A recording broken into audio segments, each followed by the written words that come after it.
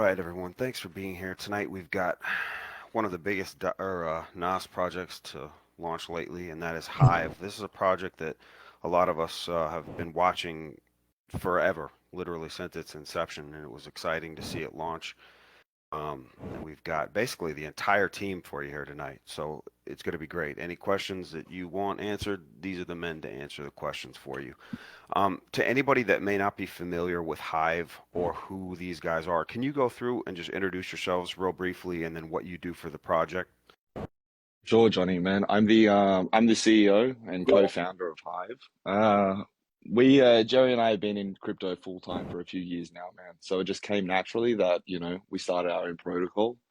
We essentially saw what everyone was doing. We knew like the idea and the concept was good, but the execution was poor. So we came in and really threw that sustainability aspect on it, and that's kind of how we got to where we are today. So through a lot of lucky chances and goodwill, we built a very good team. We're very happy at where we are now, and we're very happy about the utility that we're currently building. So I'll let Jerry take it over. Jerry's been my best friend for 15 years. We started the project together. He got me into crypto. So for that, I'm very grateful. And we feel like we have a very good thing coming. For sure. No, thanks, Josh. Yeah, so pretty much, as Josh mentioned, co-founder of Hive Investments, I'm the COO. So I run and help operate many different teams within the organization. Like you said, we'd seen the market go, a bad trend for a while now, particularly over the last couple of months through the ring debacle, the one we don't mention.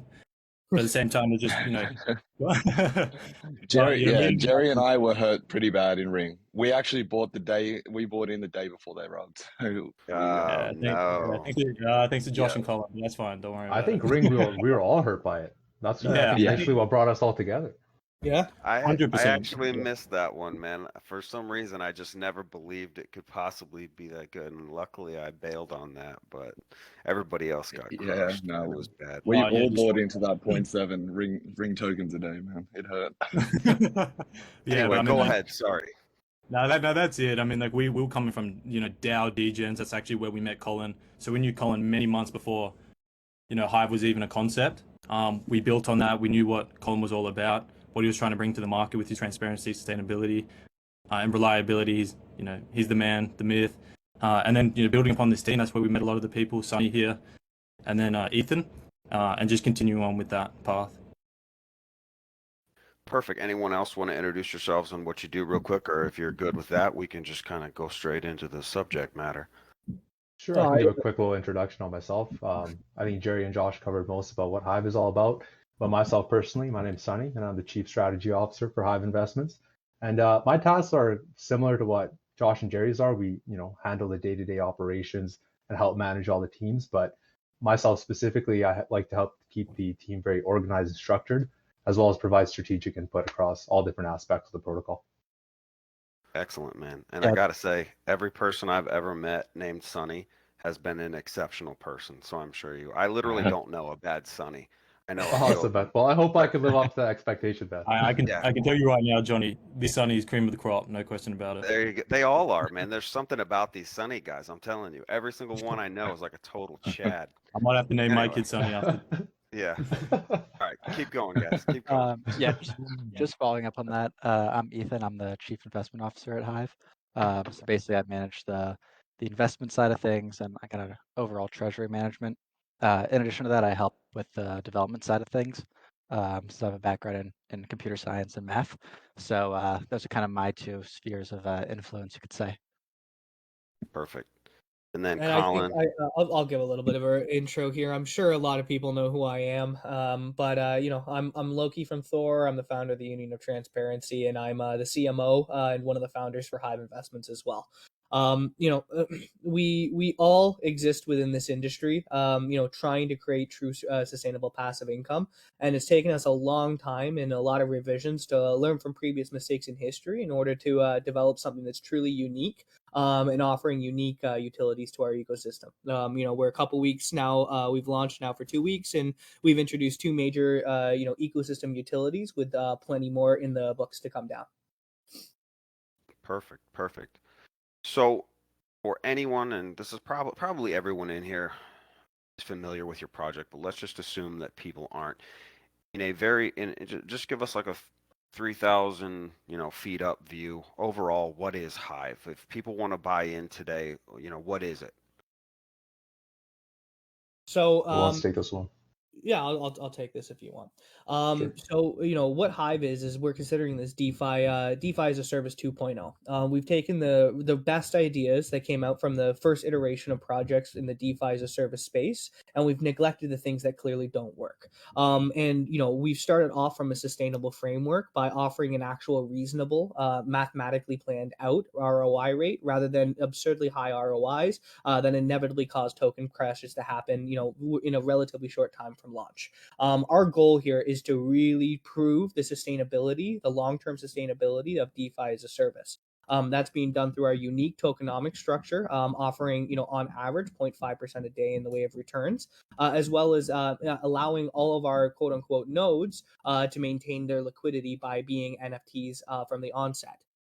Which allows people to be able to both simultaneously have an asset that's going to increase in price over time as the mints continue to run out and scarcity starts to drive up the inherent value, all simultaneously while earning daily rewards, but with an emission rate that's fully under control.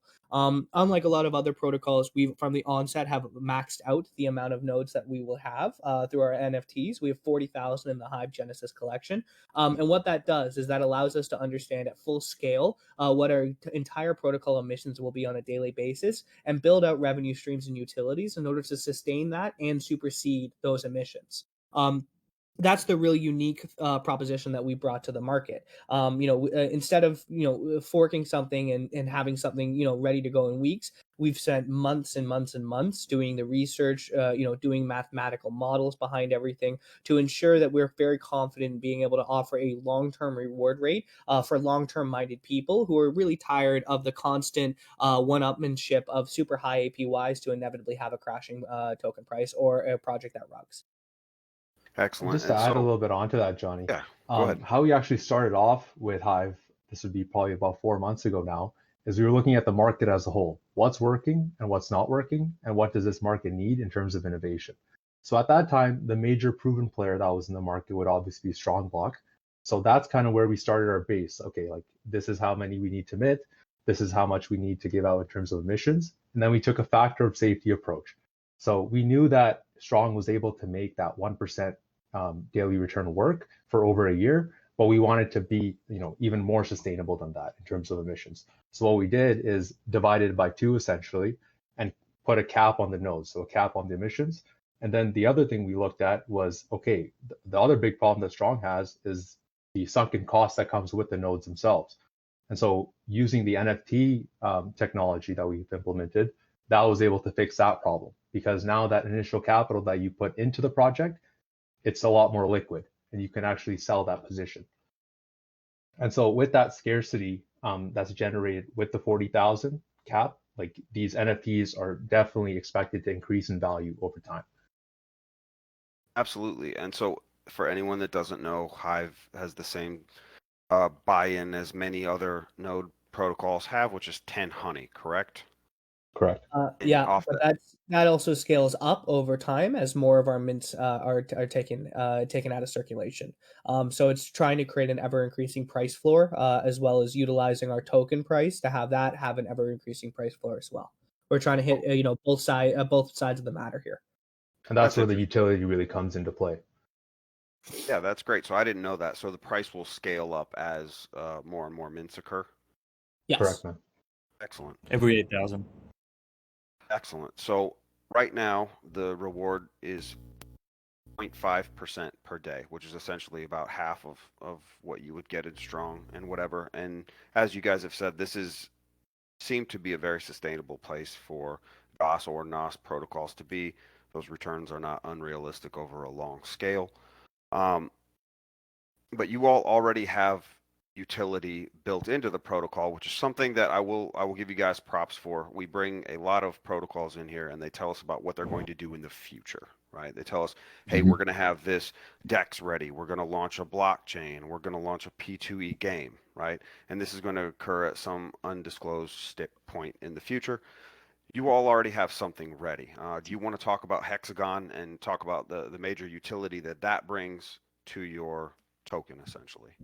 Sure. So One thing, go sorry, ahead. just Colin, 1 second, man. One thing, Johnny, I really hate is when I go to a project and I see a roadmap that just like lists every possible thing a roadmap could have. So Yep. we're talking metaverse, we're talking NFTs, we're talking launch pads, we're talking ICO platforms, we're talking pretty much everything they could do with DEX, getting listed on these sexes. So, that's one thing we really wanted to avoid at Hive. We want to under promise, over deliver. And that's how we've kind of built the protocol. So yeah, Hexagon is our own custom built in-house marketplace. We're looking to expand that to a lot of other DeFi protocols that we're currently speaking to now. The problem we've found when you use NFT technology, it can quickly dilute your product if you don't have almost an artificial floor set, because people are always going to, sell essentially their NFTs under market value. So we've found a little market niche that hasn't been filled, and we're currently speaking to 4 or 5 different protocols about getting listed on Hexagon. Now, the great thing about Hexagon is we're charging a 2% commission if you don't use the Honey token. If you use Honey, it's free. But if you use the native currency on that chain, there's a 2% commission fee. So it's under the market standard of OpenSea, which is 2.5%. And we're looking at onboarding all these DeFi projects, which are essentially like being neglected by OpenSea at the moment. One, OpenSea, you essentially void their terms and conditions if your NFTs pay out passive income. So we've seen a lot of projects being removed from OpenSea. So there's this market demand that is there, but it hasn't been filled. So we're really working closely with these other protocols now to get them listed. Where Hexagon's currently just on Polygon, but we are in the coming weeks hoping to expand to Ethereum and both AVAX, where we're already speaking to people about getting listed on that chain. So yeah, we're very excited about the future of Hexagon, man. It's a very clean marketplace. It's hexagon.trade. Have you been on there, Johnny? Hey guys, Crypto Sensei here. If you like what you're watching on this video, think about signing up for Cryptonairz. We've built out a 37-person team to work on Cryptonairz that provides every kind of info that you want to know. We have a great community of over 2,300 people that also help providing information. If you don't have 12 hours a day to commit to crypto research and knowledge, let us do most of the work for you. That's why we're here. We're one of the very few communities that have a full service security team. Every new project that wants to come work with us to do an AMA, we put them through a very strict process, and you can learn more about that in our community. We have people that understand smart contracts that can find, malicious code or errors. And so, often we're helping these teams kind of fix their projects before they launch. And so that really gives us the power to know which new projects are going to be solid and which ones might not be. And so we provide all of this information and all of this content to our community. We have some of the most amazing members, and we have a really solid team. So if you're interested in maybe joining, come over to cryptonairz.com, sign up today. Look forward to seeing you out there in the Discord and chatting with you and growing with you, and look forward to seeing you. Thank you. I saw that you all launched the other day, and I was reading about what you haven't, but I haven't been on there yet. I would assume. Cool, man. I would Check it out. assume- Check it out. Yeah, I will. It's a very clean marketplace. We're adding a few more pages to it in the coming days, like a collections page and a trending page. So yeah, we're excited about the future of Hexagon, and that 2% revenue stream is going to be a key driver in our utility play. We're starting, we've had a humble start, but we know what's coming. So we're very excited to let the community know once we can announce that. I mean, from our perspective, right, the real only utilization and the reason to institute a marketplace is to have something that's either A, going to drive more token utility and buy pressure to your native reward token, or B, produce revenue for the protocol as a whole. And the way that we've organized Hexagon by offering multiple different currencies for transactional volumes, and then offering incentives for collection to utilize our native token, it essentially allows us to have the best of both worlds. But I also want to say Hexagon as a marketplace isn't the only utility that we've already introduced to the market. The other major utility is on our educational side called Hive Academy, where we have a dedicated team that's creating crypto courses, all built around utilization and education in the crypto and DeFi space. Our first initial classes, which are virtually the 101 examples, Those classes are all free, and gives people a taste of what the curriculum that we're building out is. But we have future curriculums that are going to be coming that are much more in the intermediate and advanced levels that are going to be paid in honey. Which allows our reward holders and our NFT holders to utilize their tokens independent of selling, and actually get a tangible benefit, which is their education. Getting a further education and a deeper dive into DeFi as a whole. It's really important to us. It's one of our major missions. We're not just looking to create passive income streams for people, but we're also looking to educate people and support global bee populations. We're trying to do as much as possible to benefit as many people as possible with our protocol as a whole. Excellent. And so in the future, like the beginning of the education center is free, but are you anticipating a subscription service or like pay per model, or what would be your revenue stream for that in the future? So I mean, the introductory classes are all free, because this is, I mean, the baseline information is stuff that everybody who wants to learn should be able to learn. The intermediary classes and those curriculum and those modules will be charged per module, and it'll be charged in our native currency. So if somebody does not necessarily have the funds to enter into our protocol and mint, they can always utilize and buy a portion of honey in order to benefit themselves on the educational side of things. Excellent. So Nice. anybody else want to say anything about Hexagon? Anyone want to talk about it a little bit? Basically, we've talked about kind of what you are, your tokenomic structure, what you're trying to achieve, the revenue streams that you've already brought. These are real, these exist now, which is a step up over most protocols, right? And I want to kind of move on and talk about the launch and then how everything's gone from there on, and just get questions from the community answered. Anybody else want to talk about Hexagon before we move on? Yeah, John, go you had ahead. a question. Sure. So first and foremost, thank you to the Hive team for being here. If there's anyone in the audience, if you have a question but you don't want to raise your hand, feel free to DM me and I'll ask the question for you. In terms of Hexagon, I mean, it's great. It's an NFT marketplace. I am on the site right now. So my question for you guys is, you guys plan to host other NFTs on this marketplace, correct?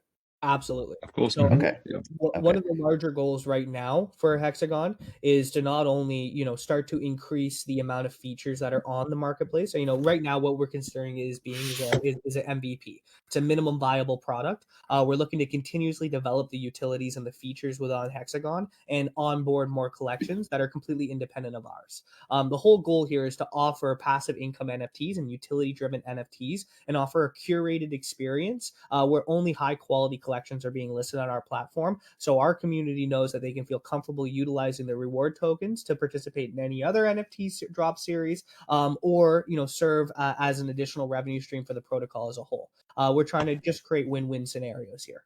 Right. Colin, And I'm sorry, man. I may also add, so last week we hired a head of growth for Hive. She's an absolutely amazing asset. We'll be releasing some more information about her shortly, but we've hired her as well as another person who's committing full time just to recruiting projects for Hexagon. So we're a very proactive team, and we're not hoping people just come to us to want a list.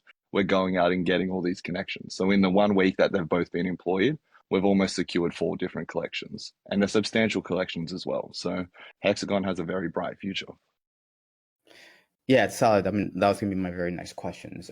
What kind of partnerships or even utilities?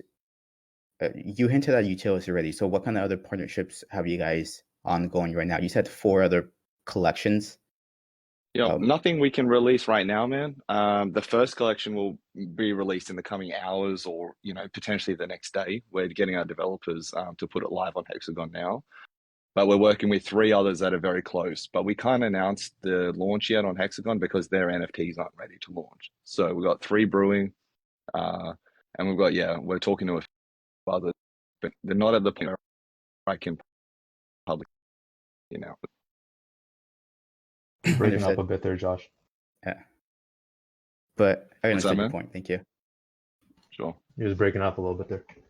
I think you just said that they're not at the point where you can basically release the information to the public Yeah, yet, right? I mean, Correct, man. Correct. Right now, what we're doing is we're negotiating terms with these incoming collections. We have one that's essentially ready to go, and we're onboarding them onto Hexagon, in the coming days here. And now we're still in conversation talks with other high quality utility driven NFT series. And we're really looking forward to being able to announce them. But obviously, we just don't want to be in a position where we're announcing things that aren't completely firmed up yet. All And right, just adding Gotcha. on to that a little bit, what our main focus will be at the beginning is, those DeFi plus NFT type collections that have that utility that Colin's talking about. Once we have built a good solid base from that, then we'll be expanding the niches for Hexagon and bringing on other types of NFTs as well. Gotcha. Thank you for that. My other question about Hexagon is on your roadmap, there's a V1 and there's a V2. So currently you guys have the MVP, which is the V1. At what point do Yeah. you guys see launching the V2? So the V2, we have actually commissioned and we're working with one of the largest blockchain development companies out of Australia. And we have very, very large plans with the V2. The V2 is going to be something that has never really been done in this space before. It's far larger than a single marketplace. But that's something that, is still a significant amount of time out where we're looking, in the matter of, I'd say 6 months to a year before V2 is out. Okay, so I have to ask, so what makes this significantly different? Unfortunately, we're not going to be able to go Okay. into detail about that quite yet. It's something that I'll talk to you privately, but when you have something that's a really innovative and original idea, it's something that if you disclose it a little too early, there's a lot of people that are going to be able to pick it off and essentially try to copy you. We're with this being something that's never been done in the space before, we want to be we want to be able to be the first to market with this concept. Perfect. Thank you. I'm pretty sure, man. I told the mods to remove V2 from our roadmap, so I might have to go check that. All right. So Garuk dived into a lot of these questions. I was planning on getting into this later when I really took a dive into your tokenomics, because basically I think the most interesting place that Hexagon fits in is to what actual revenue it can bring compared to what revenue you guys are going to pay out for nodes, right? But we're already there. He asked a bunch of questions, so I guess we'll just go ahead and dive on into that. On Polygon, so right now you're just on Polygon with Hexagon. Is that correct? Still, you haven't Yeah. launched on any other. Correct. Yep. Okay. So basically, I would say that OpenSea is on Polygon, and then it looks like Rarible is probably your other main competition on Polygon, correct? Mm-hmm. Mm-hmm. Okay, and probably, I mean, OpenSea, let's be honest, OpenSea is like at the top. Rarible would be Mm. down near the bottom, so that would be your real competition. Yeah. How- No. OpenSea really isn't at the same level of competition. Because we've taken a completely different approach with Hexagon. OpenSea any form of passive income NFTs breaks their TOS. Which means OpenSea has been removing several collections that do offer passive income, obviously leaving a pretty clear void in the market. But the other thing, both Rarible and OpenSea are essentially open season where anyone can list a collection. And what that does is that creates a lot of saturation on their marketplaces. There's a lot of really low quality NFT series. There's a lot of clip art that's being shilled and being sold. And there's a lot of people that are being preyed upon who may not have the same understanding of the NFT scene as someone who's, been around the scene for a while. So the unique proposition that we're offering at Hexagon is by having a curated high quality list. Not anyone can list on Hexagon. They have to go through our vetting process, and we have to approve them to go on, which allows us to have a focus much more on quality rather than quantity. Yeah, I've got you. And another So, point on Hexagon, guys, I just wanted to add in, and correct me if I'm wrong on this, but for OpenSea on Polygon, it still runs to the Ethereum network, so you're still privy to all those high gas fees, right? Correct, man. I think you have to use Wrapped-Matic. Yeah, so you still get someone in the charged those audience- high gas fees, I think. I believe so, man. Someone in the audience may be able to confirm, but I believe the currency is just Wrapped-Matic. It's still on the Ethereum blockchain. Yeah. So I should clarify that what I meant by in terms of competition wasn't necessarily the service that you're planning to offer. Obviously, on OpenSea, there's anything from the most expensive NFTs in the world to nothing, just little pieces that are put on there by anyone. What I meant by in terms of revenue stream. Okay, so it looks like OpenSea has a massive amount of the market, and then Rarible is down. They make about 3 million right now, it looks like, on all chains. Right now, you all are putting out about, I did the math, it's somewhere in between 35 to 40K in rewards every day based on the amount of NFTs that are minted. Would you guys say that's a fair assessment of your emissions right now? 30K honey per day, you mean? No, man, like in dollar amount, $30,000. at the current Okay. dollar amount, if you calculate how many NFTs there are, like how many guardians, how many workers, how many queens, all producing the amount of honey, you know, the various amounts of honey, and then you put that into the current dollar amount of the token, it's about, I don't know, like $30,000 to $40,000 a day, I think. Does that sound about right? Smelly. Yeah. Yep. So, No, you know, I've just had some rough numbers. That looks correct. yeah. I'm not doing the math down to the decimal, but that's just basically what I'm Sure. calculating in my head. So obviously you compound that out for a month, and it's not an unreachable sum. Do you think you're going to be able to reach even these revenue levels with curated collections? Because the problem that I could see with that play is that it could lower transaction volume. It could lower transactional volume, but what our objective here is to have a multi-layered approach to utility within our ecosystem.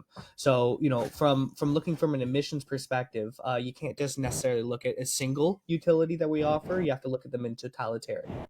So, you know, things like our we're 14 days out of launch. We have $2 million already invested.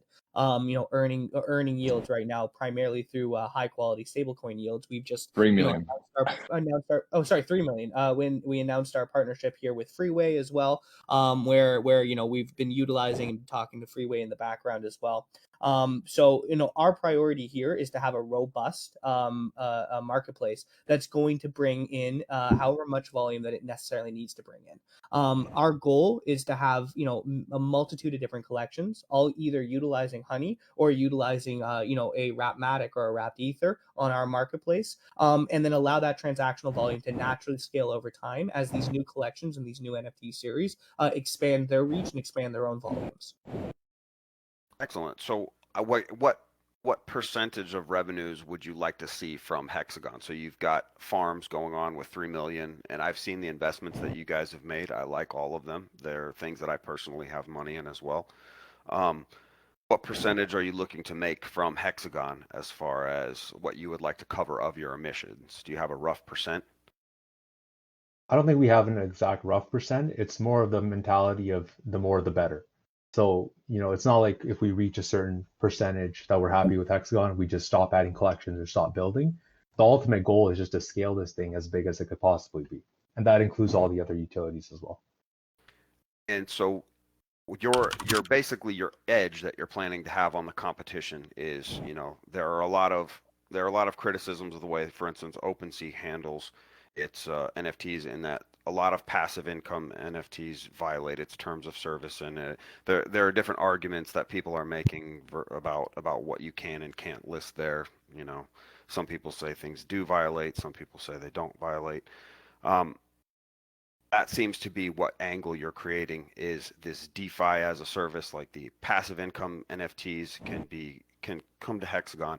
They can be vetted by you know, an experienced team that's not taking on crap that's going to go to zero, and you're hoping that that angle is going to bring people looking for quality to Hexagon. Is that fair to say? Yeah, Exactly. that's fair, man. So basically, you're going for the quality over quantity approach. You're trying to keep your floors high, and you're trying to keep people from, you know, getting wrecked on your site. And you're saying, we, you know, however much revenue we can generate from this, that's what we'd like to generate. I don't Exactly right. Yeah, I don't have a problem with that, guys. That is a strategy that, you know, we'll have to see how it plays out. But the fact that you've already got that up and built is something something that I would give you guys props for. All right, most people come in here and they have plans, but they don't actually have a working product. So, congratulations to you guys. For sure, man. For sure. As Thanks, man. Appreciate We that, man. appreciate it. no, Johnny. yeah, you know, always give props where it's due. As you guys scale, like, do you have an idea of how fast you're scaling right now? How many NFTs are being minted a day on average? I think Ethan would have better numbers on that. Yeah, so far we've minted just below 4,000. Of the bulk of it was initially, and we're kind of scaling around the 50 to 100 mark. on average. So it kind of fluctuates based on the day, but those are kind of the current numbers as is. Okay. And it looks like 40,000 is the max mint that you guys are capped at? For the Genesis 40,000 collection. per correct. Hive Genesis, yeah. Okay, all right.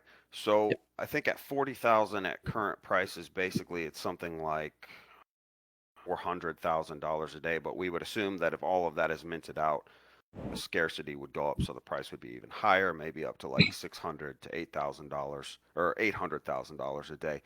That's still not approaching some emissions from other products like Strong, for instance, but it's pretty hefty. And I've had a lot of questions from people, quite frankly, saying there's no way that Hexagon is going to be able to carry long term the emissions load. Like they're saying it's just not possible. What are your thoughts It's on not that? designed. It's not designed to carry the entire emissions load. Here's the thing that we notice with a lot of people that come up with these criticisms is they seem to look at things through a tunnel vision, where they attribute one singular utility as being the entire utility that sustains the protocol's emissions and in totality. When in reality, the answer and the truthful answer to solving the sustainability aspect is to have an ever increasing amount of utilities, all utilizing towards the single reward token that we issue. So Hexagon and Hive Academy are the first two utilities that we've launched within 2 weeks of launching. As you can imagine, we have, I'm not trying to play the futures game here, but we have about 15 other pretty large utilities, varying from large utilities to smaller utilities that we can institute and incorporate into our ecosystem faster, in order for us to achieve, at max scale, to be able to handle all of the emissions coming out, which is, approximately that $800,000 a day that you were saying. So that comes down from everything from high quality treasury investments, utilizing returns from those treasury investments, as well as the utilities that we've already introduced, including future utilities. And combined, all of those combined is where we reach the true level of sustainability. And the key word there, Johnny, is where Colin said is creating that whole ecosystem. That's not going to be dependent on one single utility. It's going to be an entire framework that builds upon each other and supports each other and the entire Honey token as a whole. And just to add on to those two, Johnny, like when you build an ecosystem, it takes time. So we know like the emission rate, the high emissions are coming, and we're building our utility now to match that. So, we released Hexagon within, a week and a half of launch. We got a lot more coming in the next few months as well. Yeah, and it's the same reason why we're extremely happy with the rate of mints that are happening, because what that does is that allows us to have a slower burn on the emission increases while simultaneously building out these utilities. So it's going to become to the point where our utilities and the revenue derived from these utilities, including our treasury investment, supersedes the current minted price, which allows us to increase the floor. And then by the time that we have all of our NFTs minted, we're already at the point where we're generating more on a daily basis than what we're emitting, and that's how we derive our very stable token price, as well as an ever increasing floor in our token price. Fair enough. So, and it's nice to hear that you guys have thought about all this stuff. I also will say that I do understand that a lot of times criticisms are leveled, like people assume that Hexagon is your entire plan to pay for the emissions. And that's not necessarily fair, as you've pointed out. Most of the NAS or DaaS projects that we get in here don't have any plan to pay for their emissions other than the investor. So it's important to consider that when criticizing any project. I will say though, as I look at, let me get it straight. 40,000 is not the cap. You will mint more NFTs after that. It's the cap for the Genesis collection specifically, but we do have the upcoming Baby Bears collection, which is going to be 10,000 bears, paying out an average token price or paying average emissions of 0.01 per day, because we have 0.008 is the 95%, because there's two tiers of them, and then 5% of those baby bears will be paying out 0.05 per day. And so the total emissions on that will just be 100 honey per day if all are minted out. Okay, and what are the prices on those? That'll be 2 honey to mint. Okay, so it's much less than the current NFTs. What percentage of the current NFTs, like right now, are going to the rewards pool? Like, what's the percent that you're paying out with the money coming in? 40%. Okay, so essentially, like other protocols, at a certain point, a question becomes, if you did a node cap like if emissions got out of hand, would you be able to cap nodes and run on the revenue you're generating, or do you always have to generate new revenue with new NFTs? No, we don't. And then that's the whole point of having a tokenomic structure that's built around having an inherent node cap from the onset. What it does is it allows us to factor in and understand exactly at max scale what our emissions are on a daily basis, and then to build out genuine revenue streams that are completely independent of new NFTs being created in order to sustain whatever emissions that we're seeing. And so, as you're saying, the whole goal here is to build out revenue streams that are going to generate that 800,000 plus a day in volume, to allow us to have a very stable token price while relying 0% on Ponzi-nomics. Yeah, So, man. yeah, Just go ahead. inherently with our tokenomics, man, we have a 200-day runway. So, we have time to build these high quality utility plays that we're working on. And it really is like quality over quantity. So although we may only release like, two or maybe two major utility plays this year or in the coming 12 months, we expect them to shake up the industry. We expect them to be major utility plays that seek mass adoption. So we know that, we combine our runway because we have such a sustainable model, and we combine that with these major utility plays, and we feel like we're very comfortable. We have treasury funds to fund this utility. We also have the runway, so we're not worried about the emissions. And we also have like the team behind it, right? We built Hexagon and Hive in 4 months. And just because they're both launched now doesn't mean our team stops working. We're working more than ever. We're often doing like, 13, 14, 15-hour days on the call, on voice calls all day. So yeah, the work hasn't stopped. The fund's just beginning. Now we have the funds to do what we truly want to do. And we got that runway in place. So we feel like we're in a very good position. Just to clarify and make sure I heard that correctly, did you say you had a 200-day runway at launch or currently right now? From that 10 mint Well, price. yeah, from the 10 min price, it takes you 200 days to ROI. Okay. So, since we're talking about ROI and since we're talking about basically, we're kind of onto a tokenomics topic now. I've been watching this project closely. I've taken a lot of questions from the community, and I've had a lot of questions from people outside of the community, right? Sure. And there is an incredible amount of fear and just, I guess I would say, lack of interest in the node space as a whole. Now, I know you all are not necessarily a actual node. You don't have RPC endpoints. You're not like Strong trying to sell nodes as a service. It's more of a DeFi as a service. But I've had people argue to me that the volume on your token every day doesn't look like the project is going to continue very far. Like looking back, it looks like the volume per day right now is around 130K. Are you guys happy with that? I mean, would you like to see more? Would you like to see less? Where are you guys at as far as, the interest? Do you feel like you need a marketing push? Is this what you were looking for? How do you feel about that? We're feeling. Well, Sorry, go ahead, Josh. Sorry, man. So Johnny, like one thing we know, and this is like what Ethan taught me, and I really appreciate it, is communities are dynamic. So they come and go, and they come when the price is good, and they leave when the price is bad. People, there's no, okay. So communities are dynamic, right? So we know once we're building these major utility plays that we'll see like mass adoption come back through Hive. But in the interim, we've hired a head of growth. She's like a Wall Street vet. She understands crypto very well. And we're going to be really excited to announce who she is in the coming weeks. So that's going to help with the interim problem. We're not worried about the interim price action though. It's too much emphasis on short-term price action and transactional volume. We're very confident that Hive is going to be here in 5-10 years. All right. What we really see happening is we're going to see transactional volumes on the Honey token specifically increase as our token utility increases. And that's the reason it's been so important from us from day one to have a ever increasing utility floor within our ecosystem to offer that additional increase in transactional volume on a daily basis. So when we're talking about a 14-day-old project, it's already done essentially, all the different utilities and all the different, additional steps that we've made. We're really happy with not only our transactional volume, but the trend of where it's going to start going as we continuously increase, the inherent utility behind the Honey token. Sure. So what would you say? And once again, these are questions that I've talked quite a lot about. You were one of the more hyped projects, I think it's fair to say, and I've had more people contact me about your project than many other projects, which is both good and bad, I think, because at one point it shows that there's a ton of interest in Hive, but at the other point, it also shows that if people feel, I've had a lot of people that have been upset.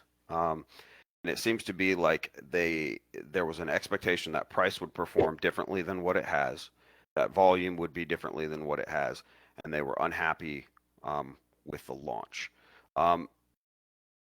As far as the price and as far as the token charting, are you guys worried at all that, a lot of people are looking at TA and it just looks like a downtrend, a bad downtrend. Now, a lot of this is current market forces. Like, to talk about this, we have to be fair. Everything is in a bad trend right now. But what would you say to those people that would say, yeah, your chart doesn't look like something I'd want to buy, bruh?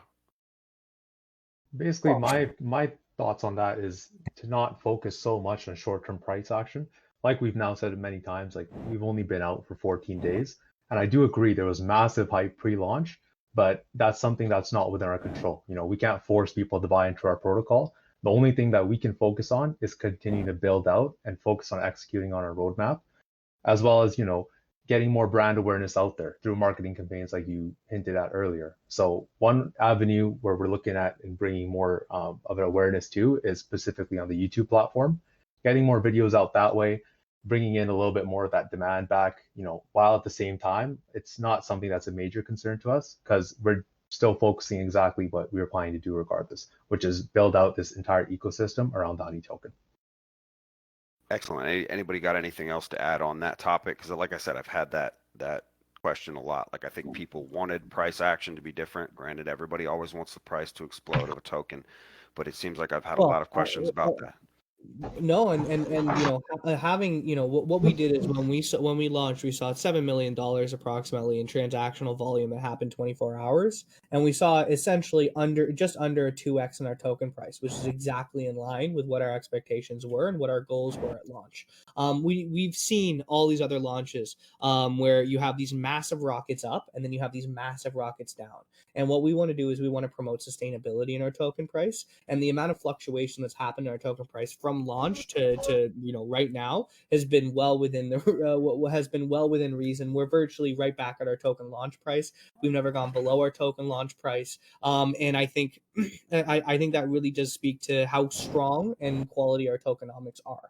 Our priority here again is building. I think that people come when more things are built. There's no question the whole general node market is on a downside. I've been in this industry for a long enough time where I've seen massive rises and I've seen massive falls. And I think what we're going to be seeing is, the less quality protocols, the less well thought out protocols, and the cheap imitation forks of each other are going to start to die out, like what we saw in late December, early January, and the cream is going to rise to the top. And I think that that's what's going to be seen and made more abundantly clear as time goes on and as this market continuously progresses. Fair enough, man. So, do you guys, I guess we can switch now, because one of the other, it's along the same issue. One of the other things that I've had people say, and this has been a repeated criticism, is that people were very unhappy with the launch. And this is the way that I've analyzed the launch, and I've also had other people analyze it with me. First of all, you have to talk about the token dump. What situation was that? Was it like the OxyFi launch, basically, where the contract hit a limiter and then put a lot of tokens onto the market? Is that essentially what happened? Ethan, you can expand on that one. Expand on that one. Yeah, exactly. So basically what happened was part of the contract wasn't whitelisted for avoiding the sales tax. So basically what actually happens when a liquidity pool is created is that you're effectively selling part of the token. And so once that transaction occurred, our sales tax hit, and you could see a transaction dated, what was it, March 29th, 11:26 UTC, where approximately 8,981 honey was sold for 723,000 Matic. And so what that did was cause that that decrease in token price. Absolutely. And so you all very quickly remedied that with your holders. Can you explain what was done Yep. to make that right?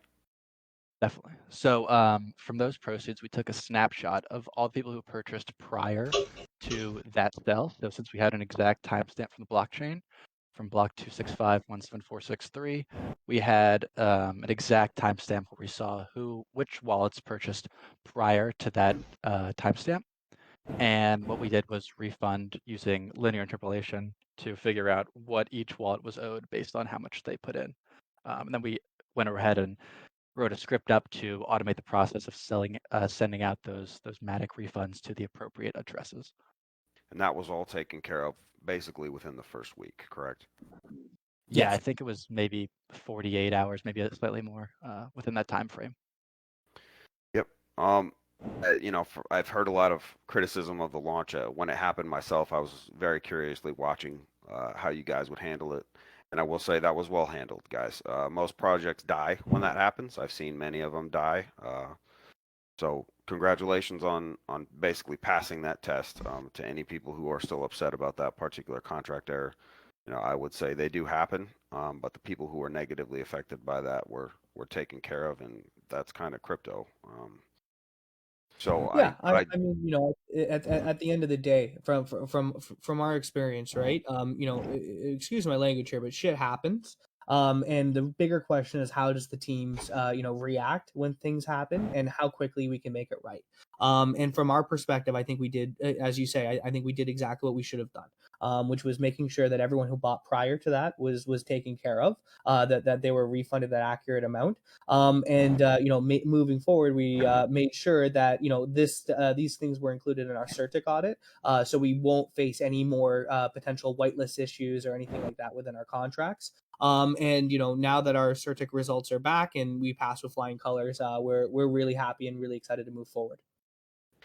And so the other criticism that I've heard a lot, and this one maybe you guys can help me out with. I've tried to explain it as best as I can, but essentially the idea from the get-go was to keep the honey price at a certain low point, correct? It seems like you all did not want to moon, and you had the contract sell off certain amounts of each mint that were made to artificially keep the price low. Would that be a fair assessment?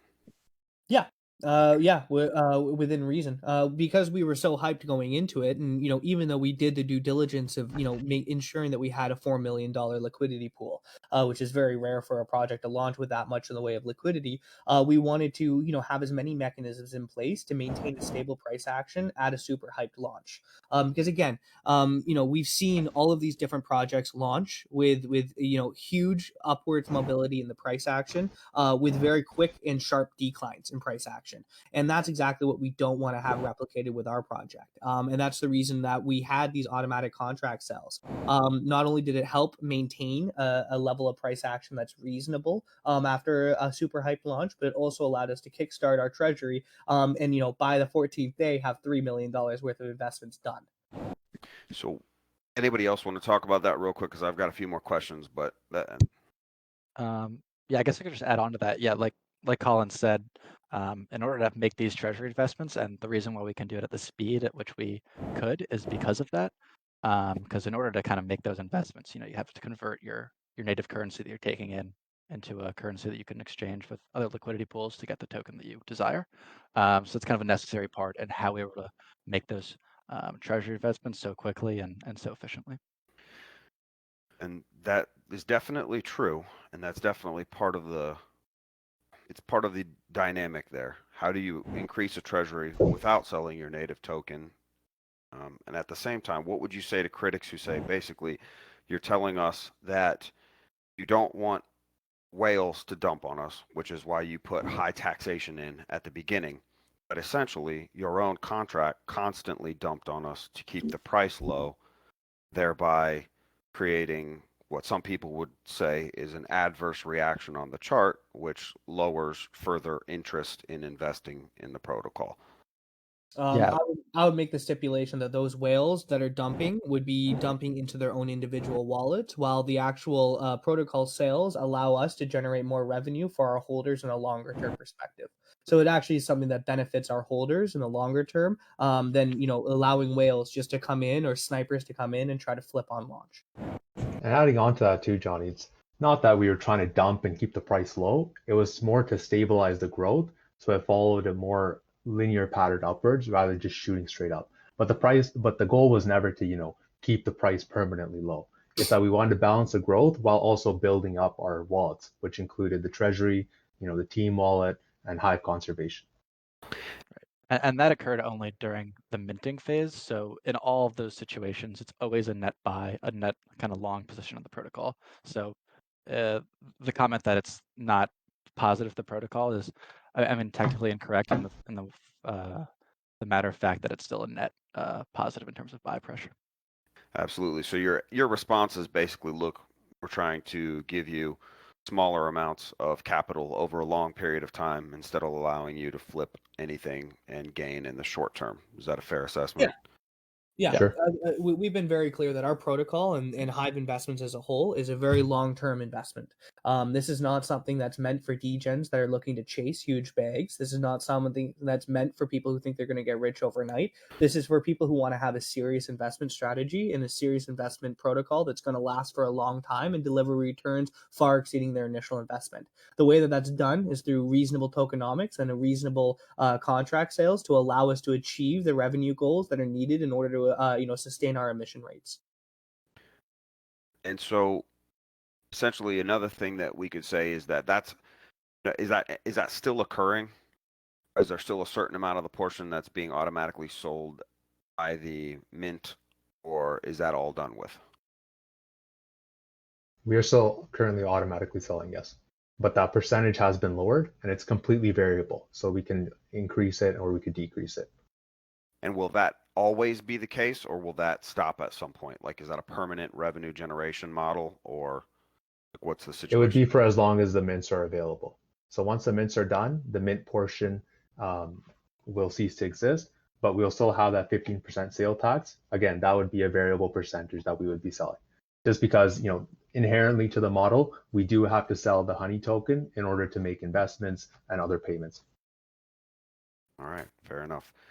Is there anything else you guys want to add? I think I've covered most of the questions that I've received from people privately.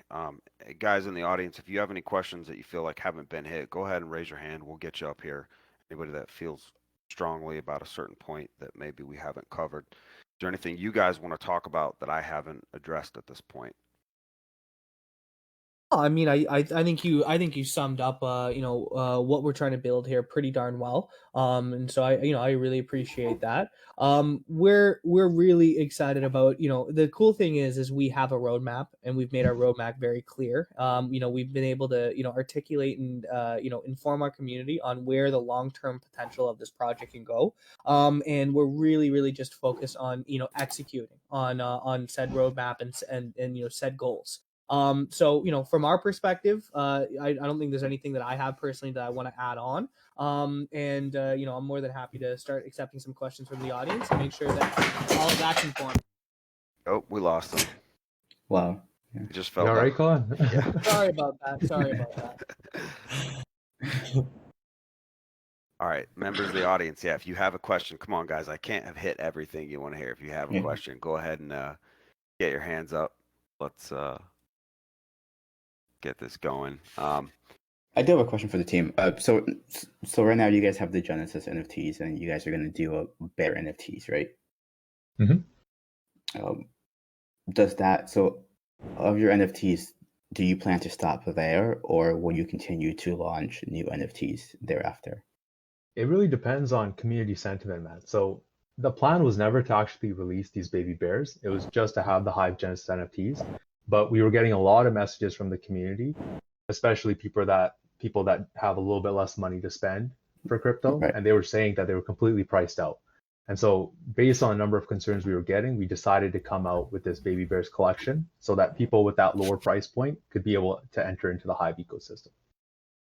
Yeah, and just to add on that, so when he says that we didn't have that initially planned, that was like at the very, very beginning, until like all the discussions came, as you would have known yourself, when we came out with the initial price of our token, which was going to be $100, and then you had to get 10 to make that an NFT. The biggest FUD point, or the biggest, disappointment of that was a lot of people can get priced out from that. So that's something we definitely considered as soon as that started coming towards us. So we had that in mind, but it wasn't necessarily going to be a baby bear. We weren't sure what it was going to be. But throughout that entire process before the launch, we had that in mind. Okay. And so just a follow-up question, what if there is additional interest from the community for the baby bear NFTs? Is that something that you guys would allow to add more? By additional interest, you mean expanding on the collection? Yes. Colin, if you want to speak on that, feel free, man. I mean, yeah, that's something that we're certainly open to. But what we would rather do is, any collection that we'd look to add would be something that, increases emissions, even if it's a low amount. And what we'd rather do is we'd rather funnel that traffic through our native Hexagon marketplace. That's a far better way of, so assuming, all 10,000 of the baby bear NFTs are minted out very quickly, there's always going to be access on the secondary market. And it's the same kind of concept as the Hive Genesis collection, where you have an asset that's going to appreciate in value over time while still earning you passive income on a daily basis. Gotcha. Thank you. For us, it's really about introducing. It's not about kicking the can down the road and offering a new NFT collection, and a new NFT collection, and a new NFT collection. For us, it's much more about building out utilities and offering tangible value, in revenue generation to the protocol as a whole, and then letting the market decide, what the floor prices for each one of these NFTs would be. And that's also the reason for the lottery collection. So, I mean, we could have came out with another collection that, maybe the mint cost was at 1 or 0.5, but we felt the lottery collection would be a great way to help the people that maybe can't even afford the baby bears. Now they have a chance of, winning that potential Hive Genesis collection over time. Understood. Thank you. So, sorry, Garuk, did you have something else? No, go ahead, John. Go ahead. I was just going to say, one of the other questions that I have been getting a lot, and I've thought about myself to some extent, is having the NFTs, all of these NFTs would be available on Hexagon, correct? People would be able to purchase them on the secondary market there. Mm-hmm. How does the interaction work in your mind? Like, does it create competition for the protocol? Like, you haven't even minted out, like, for instance, the workers, the queens, etc. yet. Do you worry about people being able to buy them secondarily and not therefore purchasing honey to mint new ones? Well, they'd have to purchase honey in order to buy it off the secondary market. But having said that, that's also the reason why we're the first NFT marketplace to allow collection orders to set a floor. And by setting that floor, it means that those NFTs can maintain that value, and there's never that chase, to undercut each other on the marketplace.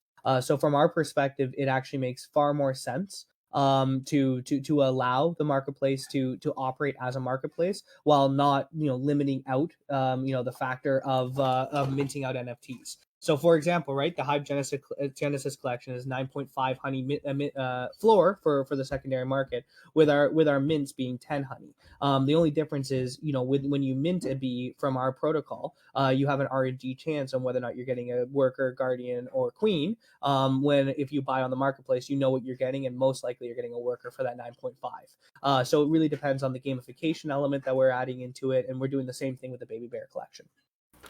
I just want to add on to that too. It's going to be something that's temporary. This limit is not going to be there forever. So what we're thinking currently is just for as long as the mints are still active, we have the floor. But once everything's minted out, then the floor would be eliminated. Right. So basically, you're ensuring that no one can go and undercut the protocol as a whole and essentially cause it to fall apart before you've even minted. But then at the end, it's fair game and let the free market decide would be a fair 100%, man. And this would be a feature that we sell and would be very valuable to other, DaaS projects or DeFi projects that use NFTs as well. Excellent. So one other question that I had for you, and it's something that I've considered. A lot of these other NFT swaps use a utility token or essentially a farm token. I probably already know the reason why you chose not to use honey to do that, but does anyone want to expand on it for people who say you should be incentivizing people economically to use your swap to try to get them to do it?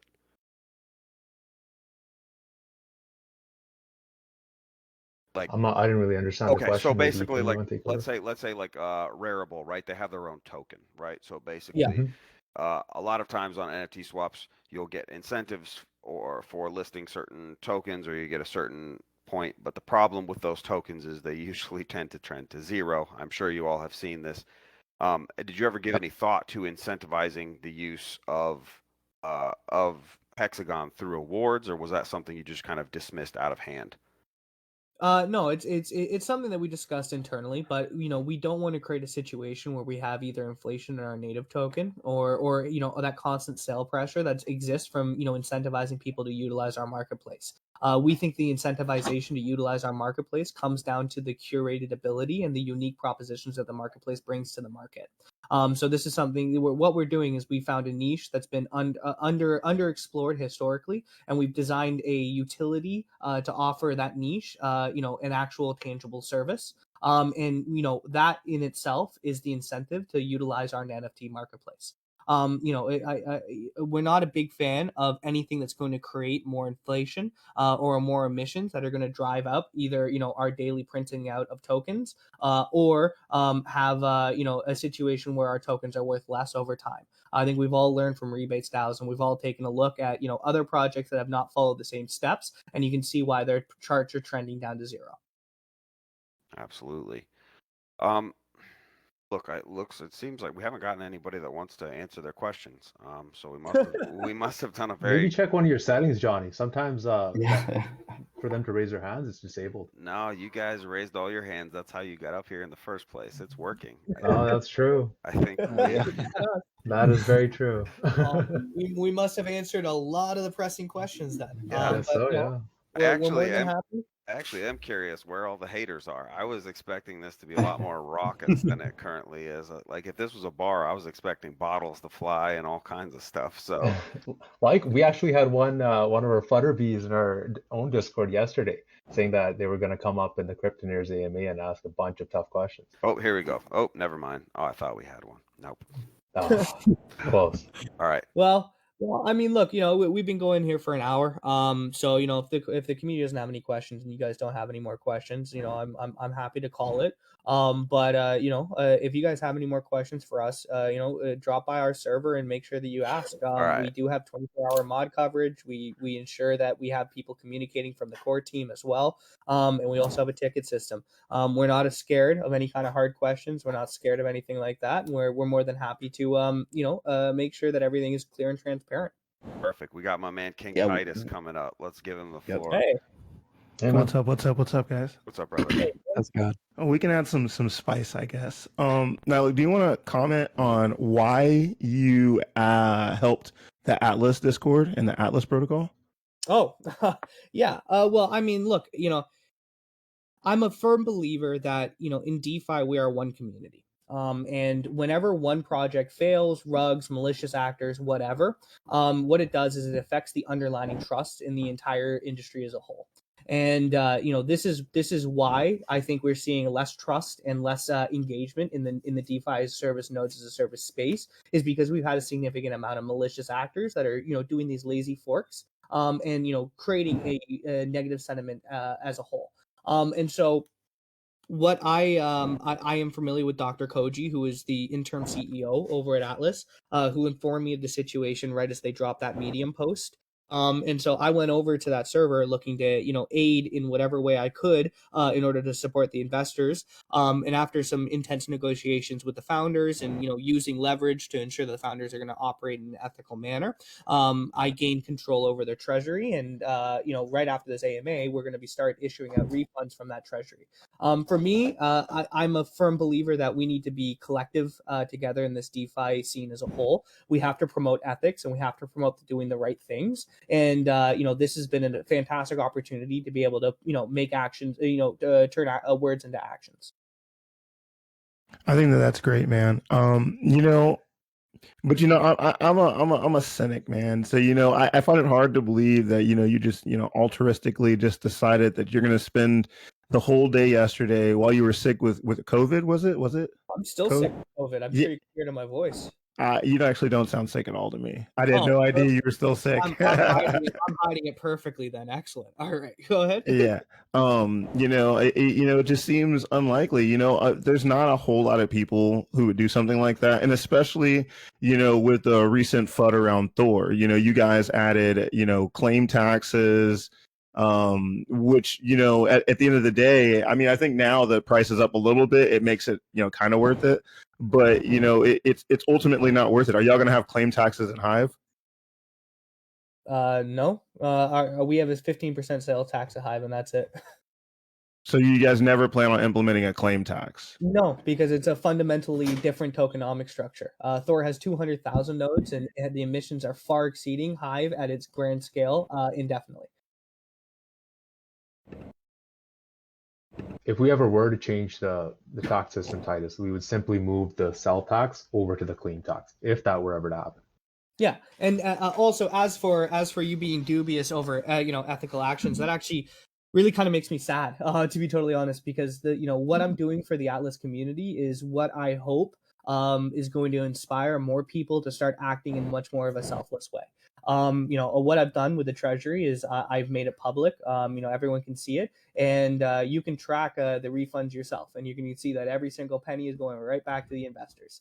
Now, hold on a second. First off, I'm not accusing you of stealing anything at all, or doing anything malicious with the funds at all. So I want to any offense. I'm not taking any offense at all, brother. No, but no. I realize that we're all in crypto here to make money, right? And I have a much longer term perspective over this, and I have a deep fear and concern over the passive income DeFi as a service space as a whole. I think every single time a project rugs, and I think every single time a scam happens in this space, it erodes that underlying investor trust, and it shines a bigger spotlight on this industry from regulators.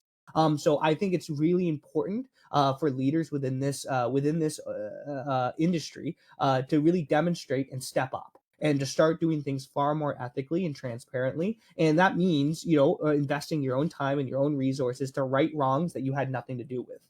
That to me is something that's going to just benefit, the DeFi community as a whole. And, in tertiary will more than likely benefit the protocols that I'm associated with. So what would you say to the people who say that you basically just did it so that you could brag on Twitter later that you came to save the day at Atlas? Well, I haven't bragged on Twitter, but people can think whatever they want.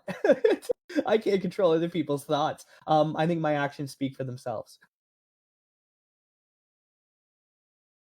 All right, I think that was pretty much all the questions I had surrounding that.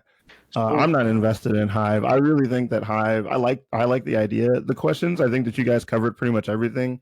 My main issue with Hive is I don't believe that you guys can make the money to pay out emissions. Not that I, you know what I'm saying, don't think that your model doesn't work or anything like that. I just don't feel like you guys have introduced enough utility, because even though you said you have this marketplace coming and you're dropping these bears, I don't really see why anybody would buy the honey token and use it. Like, there's still no reason for that.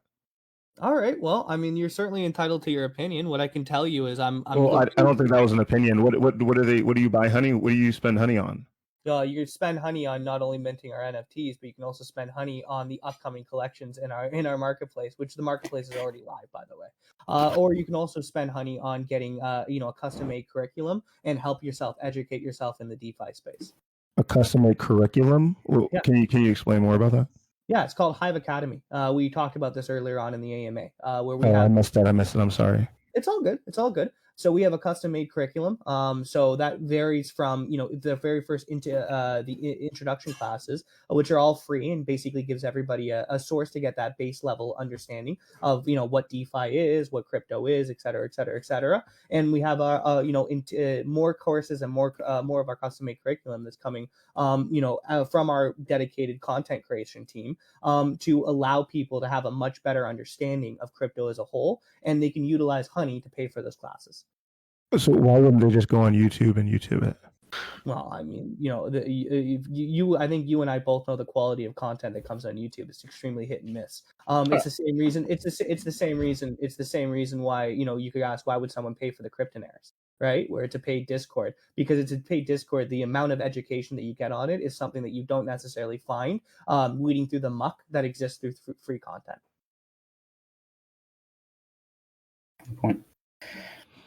Well, I don't know if because I don't know. I'm a big believer in YouTube, dude. I think that there's always going to be bad information, and it's up to the individual to critically think on the information in front of them and determine what's the best thing for them to do.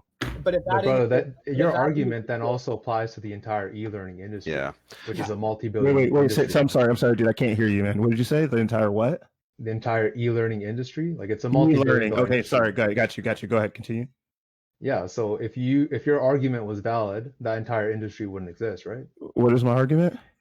All right, so here, let me step in, guys. And I actually have a question for Titus because of the, I guess, the earlier question. I don't know what my argument specifically was. I was just saying that, why would they go to Sure. YouTube, and that Oh. YouTube is a great resource. I wasn't saying that, Hive Academy is not a good resource. I'm just saying that YouTube facilitates all of that information. And yeah, it does have some trash, but I feel like, most people, it's up to them to look through that information and weed out what's good from bad.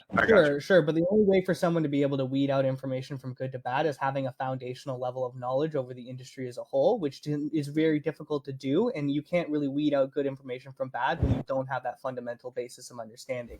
And what Sonny was saying is that the entire e-learning industry is a multi-billion-dollar industry, and they still exist, with YouTube content being out there.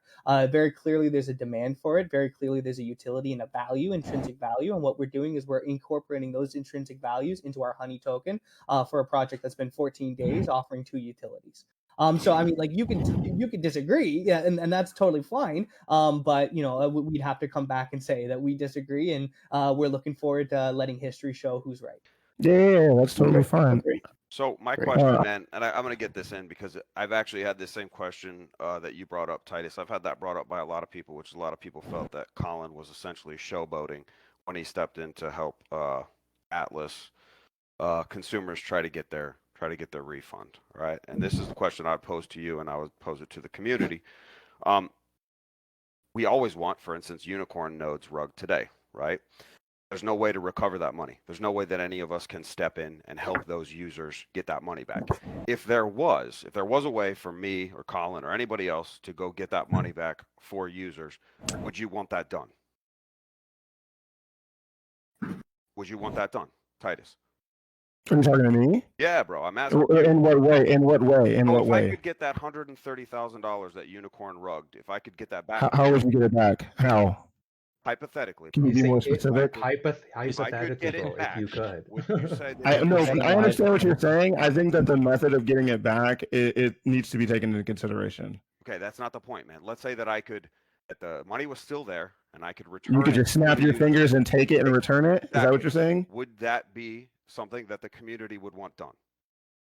Oh, I don't know. You'd have to have a community vote. You'd have to have a vote. So that's not something that Would they want people who would they want something, or would they not want nothing? Like it's Yeah. a simple question, man.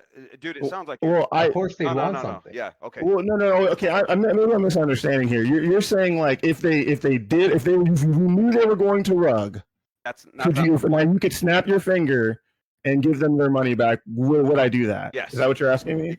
Exactly. Yes. Okay. Yes. If I knew they were going to rug, yes, I would. And so that's my question. If you knew they were going to rug and you said you would give the money back, I would too, and we would in the community. So, in the Atlas situation, Colin stepped up. He went over there and he basically got those guys to give him the keys to the treasury instead of do anything dubious like steal the money. He now has control of the treasury. It's in a Gnosis safe. He contacted me yesterday and asked me for help getting it back to the people. He's got a bunch of mathematicians who are going to take care of everything, and they're going to return it to people. He's looking to get people their money back.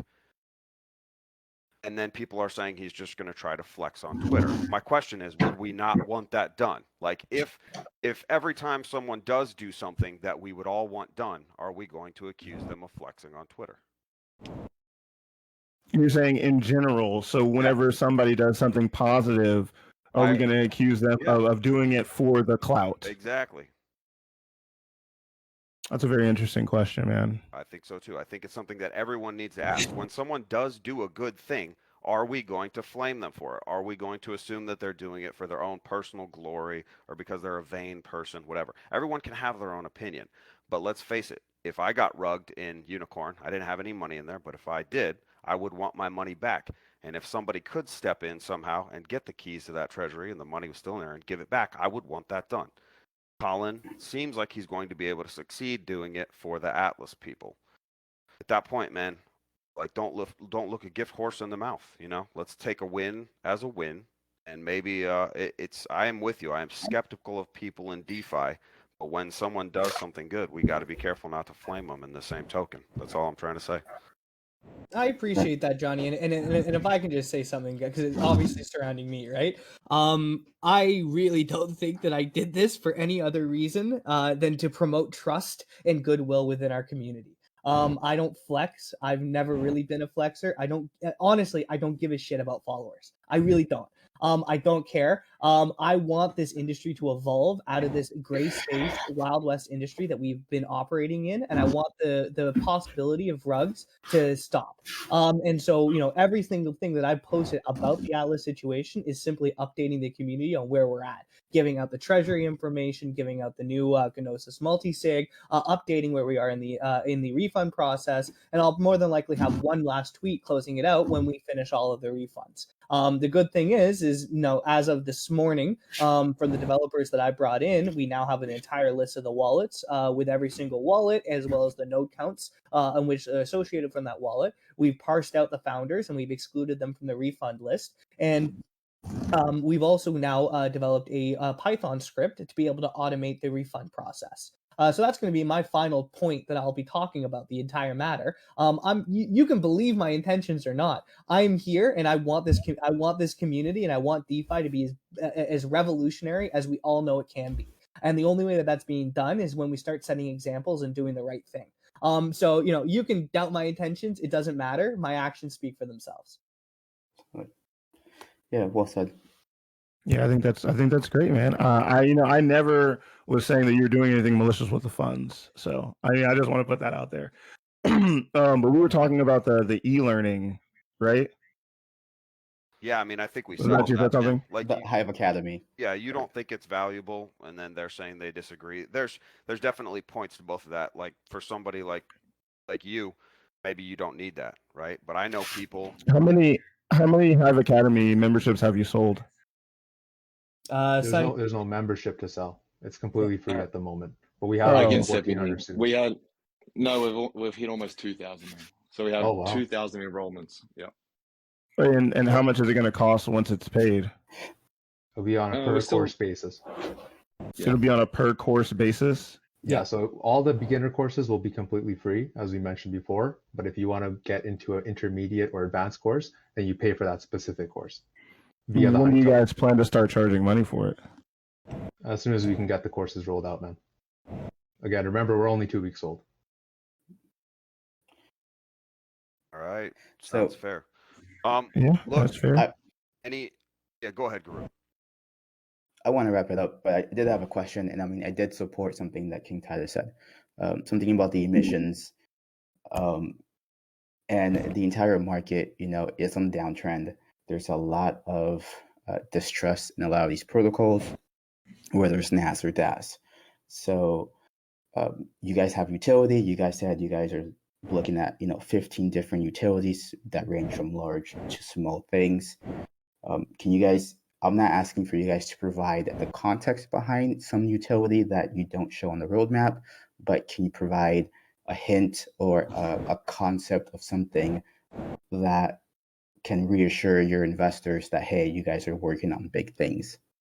I don't want to go into too much alpha, and I seem to have a pattern of oversharing. So I'm gonna defer this out to Josh and Jerry. They're gonna be a little bit more pointed with their words.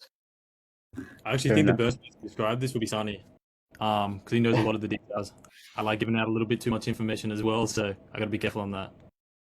Well, right now, man, the main focus for us is, not to work on too many things at once and dilute our focus. The main focus right now is to work at, 1 to 2, possibly 3 things at a time, build them out, get a good base going, get the ball rolling with those, and then move on to the next one. But one bit of alpha I can give you guys is we are looking at staking, but it won't be the typical staking that everyone else does. It'll have a special twist to it. That's all I can speak on that for now. Appreciate it. I do have 2 things I want to say. Are there any other questions, Johnny? Before I move down back to the audience, I just want to say, and like my issue with the Atlas thing really had nothing to do with what you were doing. You know what I mean? I'm happy that you were able to get these people their money back. My main focus on that issue was that, you know, I'm a Thor investor and I want you to work on Thor. You know what I mean? And that's really where, you know, that whole issue kind of stemmed from at the very beginning. But that's it. Yeah, I understand that. So Thor instituted a sliding tax the same day the Atlas situation happened, and since then we've had 240+ days. So I think you'd be a little naive to not think that, you know, the public perception of one of the core members of Thor coming in helping out a failed DeFi project is not going to have, you know, tertiary beneficial effects to Thor and Hive. Well, I mean, you know, the two, you know, multiple green days, I mean, that's just because nobody can sell. That's not because there's anything positive happening with Thor. There's tons of sales happening. You can take a look at the chart yourself. Yeah, but you have to take a 50% loss. That essentially cut all the sales in half from the day you implemented that. Well, yeah, but we don't need to get back and forth. But that was it. That was all I had to say.